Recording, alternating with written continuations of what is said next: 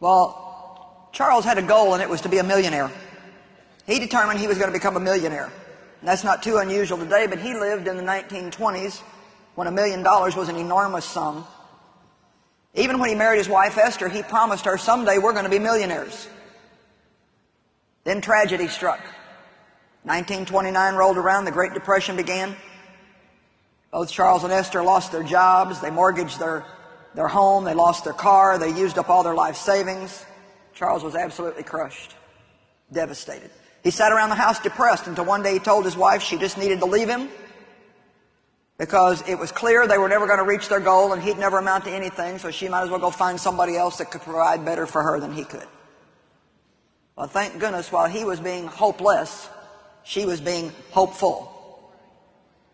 You know, it's good to hang around with positive people, because when you start kind of sliding down in the pit the devil's got dug for you, somebody else can reach down in there and lift you up. We all have times when we need somebody to encourage us. We all have times when we need people to say, hey, you can make it, it's going to be all right.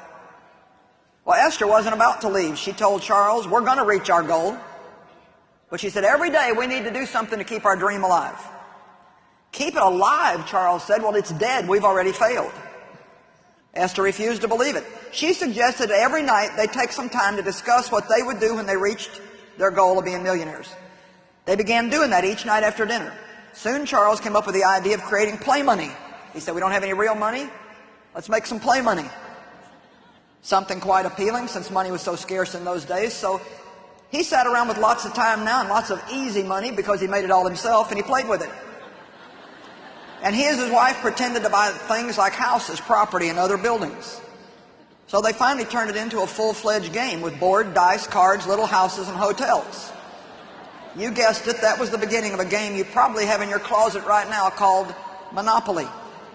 Charles's family and friends so enjoyed the game that in 1934 they persuaded him to approach the Massachusetts game firm Parker Brothers. Executives there played the game and rejected it. They found it dull, the action slow, and the rules hopelessly complex. Charles, however, persevered. His wife kept encouraging him, and he approached Wanamaker's toy store, told an executive if they would stock the game, he'd take out a loan and create 5,000 of them. The game took off, and suddenly Parker Brothers became very interested.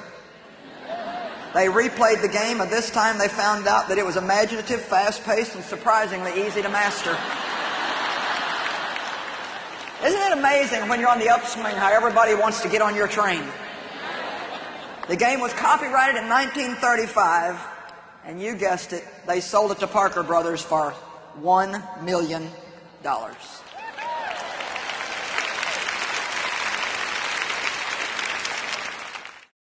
Did you like the video? Go to smartandrelentless.com to see more life-changing and inspiring content. smartandrelentless.com. We are the light of the world.